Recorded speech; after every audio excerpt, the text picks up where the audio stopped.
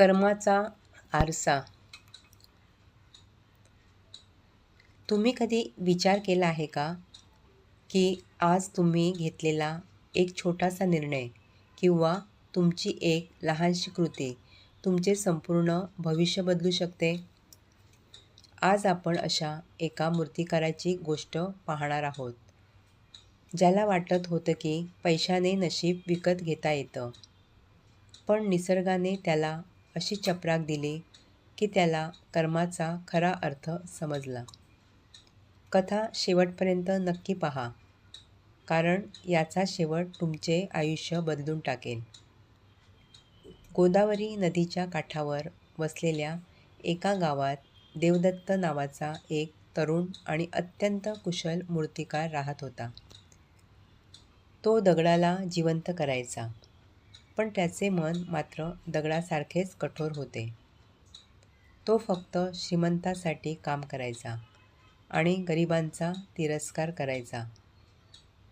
याच गावात माधव नावाचे म्हातारे कुंभार राहत होते. ते गरीब होते, पण आलेल्या प्रत्येक माणसाला मदत करायचे. देवदत्त नेहमी त्यांची चेष्टा करायचा आणि म्हणायचा, "काका, कर्माने काही होत नाही, पैशाने नशीब बदलते." पण माधव काका नेहमी एकच सांगायचे, "बाळा, आज जे पेरशील तेच उद्या उगवेल." एक दिवस राजाने राज्यातील सर्वात सुंदर शिवमूर्ती बनवणाऱ्याला राजमूर्तिकार बनवण्याची घोषणा केली. देवदत्तने रात्रंदिवस एक करून एक अद्भुत मूर्ती तयार केली.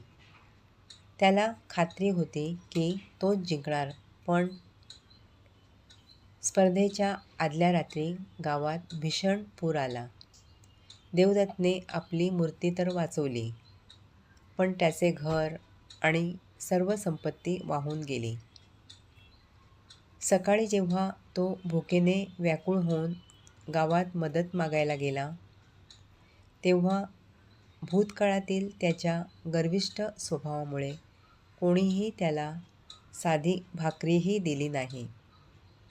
त्याला माधव काकांचे शब्द आठवले, "आपली कृती हा आपला आरसा असते." आज त्याला त्याच्या कर्माचा आरसा स्पष्ट दिसत होता. तेवढ्यात तिथे माधव काका आले.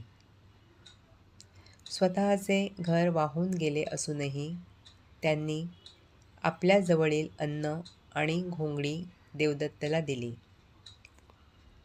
देवदत्त रडत म्हणाला, "काका, मी नेहमी तुमच्या चांगुलपणाची चेष्टा केली, तरीही तुम्ही मला का वाचवले?" काका हसून म्हणाले, "तुझे वाईट कर्म तुझ्या आड आले, पण माझे चांगले कर्म मला तुझी मदत करायला सांगत आहे." या प्रसंगाने देवदत्तचे आयुष्य बदलले. दरबारात त्याचीच मूर्ती सर्वोत्कृष्ट ठरली. त्याला अमाप संपत्ती मिळाली. पण यावेळेस तो बदलला होता. त्याने मिळालेल्या पैशातून पूरग्रस्तांना घरे बांधून दिली, अनाथ मुलांसाठी शाळा सुरू केली. तो केवळ एक मोठा कलाकार नाही, तर एक चांगला माणूस बनला. मित्रांनो, आपले कर्म हाच आपल्या आयुष्याचा खरा आरसा आहे. आपण जगाला जे देतो तेच अनेक पटींनी आपल्याकडे परत येते. म्हणून नेहमी चांगली कृती करा. तुम्हाला ही गोष्ट कशी वाटली? आम्हाला कमेंट करून नक्की सांगा. व्हिडिओ आवडला असेल तर लाईक करा, मित्रांसोबत शेअर करा आणि अशाच प्रेरणादायी गोष्टींसाठी आमच्या चॅनेलला नक्की सबस्क्राईब करा. धन्यवाद.